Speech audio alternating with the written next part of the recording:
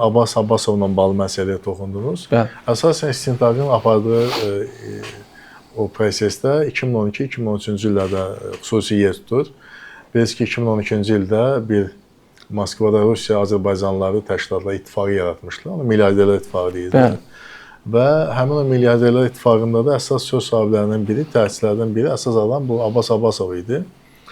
Və Abbas Abbasov eyni zamanda 2013-cü ildə milyarderlər ittifaqının layihəsi olan, onun əlində alət olan Milli Şuranın yaradılmasında iştirakçı olub, əsas simalardan biri olub və Rüstəm İbrahimbəyovun o zaman rəhbərlik etdiyi, onun da əsas ideoloji, maliyyə dəstəyi və s. Abbas Abbasov bu işdə çox fəal olub. Və adını da fikir verirsiniz, təsadüfən Milli Şura qoymayıblar, onu bir keçid dövrü üçün nəzərdə tutdular ki, bunlar hakimiyyəti zəbt edəcəklər. Milli Şura adı altında... Ramiz Mehdiyevin də layihəsi Dövlət Şurası idi də, paraleldir, yəni eyni şeydir. Milli Şura niyə deyirlər? Yəni o 1918-ci reallığına bir qayıdış, Milli Şura ideyası və s. belə bir paralel aparmaq, həm də ki, xalqımızın yaddaşında, tarixi yaddaşında Milli Şura o dövrdə bir xoş ovqat yaradıldı da 1918-ci reallığında biz Milli Şura yaradıldı və s. Və bunu da istəyirlər ki, sırısınlar ictimai fikrə ki, bunların niyyəti xoşdur, mənfi bir niyyət yoxdur.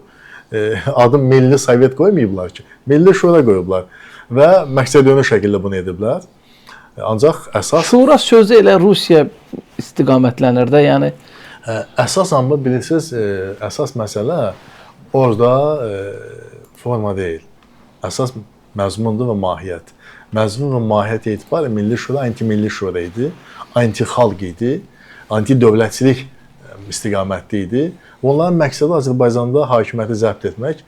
Bu Milli Şura dediyilə keçid dövrü üçün idi. Ondan sonra prezident seçkiləri onun fövqündə bir dediyiniz o Dövlət Şurasına bağlı məsələlər, Ramiz Mehdiyevin 50 nəfərli Dövlət Şurası ideyası və onu gerçəkləşdirmək istəyirlər. Həmin o Dövlət Şurasında Ramiz Mehdiyev birinci adam, həmin bu Əli Kərimlidir, Gültəkin Hacbəylidir, o Dövlət Şurasının digər yüksək vəzifəli şəxsləri kimi nəzərdə tutulurdu.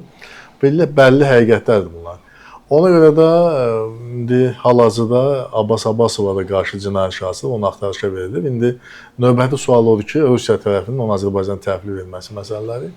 Hesab edirəm ki, hüquqa söykənərək biz bunu edəcəyik. Çünki hər iki dövlətin arasında bilirsiniz ki, qarşılıqlı şəkildə bu ekstradisiya məsələləri verərmi Rusiya Abbas Abbasova? Ekstradisiya məsələlərinin bağlı müvafiq razılaşma var. Bununla bağlı müvafiq konvensiyalarında həm Azərbaycan, həm də Rusiya üzvüdür, ona qoşulub. Və iki dövlət arasında da bununla bağlı biz ki, müvafiq sənədlər imzalanır, ekstradisiya ilə bağlı.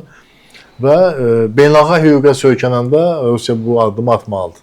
Beynəlxalq hüquq yoxdur, onu qoyaq bir kənara. Və eyni zamanda Rusiyanın maraqları bunu təmin edir ki, bugün Rusiyanın dünyada dostlarının sayı barmaq sayıdır. Yaxşı, Azərbaycandan da düşmənçilik yolunu seçəndə nə qazanır onlar? Regionun həlledici dövləti. Versə də deşifrə olacaq axı, prosesin Rusiyadan qaynaqlandığı onsuz da bilinir, daha da təsdiqlənəcək. Təsdiqlənsin, Rusiya rəhbərliyi də bunu ölçü götürüb, deməli, Rusiyanın özünün milli maraqlarının ziddinə hərəkət edən adamları da cəzalandırsın. Çünki Azərbaycanda hakimiyyət dəyişikliyinə zorla nail olmaq, hakimiyyəti zorla devirmək, üsyan çağırışları və s. bunlar hamısı qəbul edilməzdir.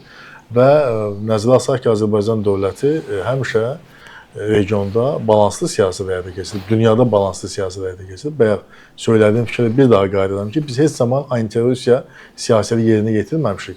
Biz Rusiya ilə mehriban qonşuluq siyasətinə sadiq qalmış. Həm də onunla hətta 2022-ci fevral ayında xüsusi bir sənəd imzalamışıq münasibətlərimizə yüksək səviyyə qaldıra bilən. Bu bizim addımımızdır. Bu qarşılığında biz eyni yanaşmanı da gözləyirik. Rusiyanın qədrini bilmədi. Rusiya bizim bu xoş niyyətimizi düzgün qiymətləndirməyə bacarmadı. Bunun özü Rusiyanın elə biz milli maraqlarına uyğundur. Yox, milli maraqlara uyğun deyil. Rusiyada müəyyən siyasi dairələr ki var, onlar öz ciblərinin və mədələrinin gözü ilə proseslərə baxırlar. Amma qlobal baxımdan yanaşanda Cənubi Qafqaz kimi strateji regionu həlledici dövləti ilə söz sahibi olan dövlətin münasibətləri korlamaq rəsmi Moskvanın maraqlarına uyğun deyil. Hesab edirəm ki, bu məsələlərdə Rusiyanın tutacağı mövqe, obyektiv mövqe, yəni Abbasov kimi şəxslərin Azərbaycana təhvil verilməsi və etimad mühitini gücləndirə bilər və bu həm də Rusiyanın maraqlarına uyğundur.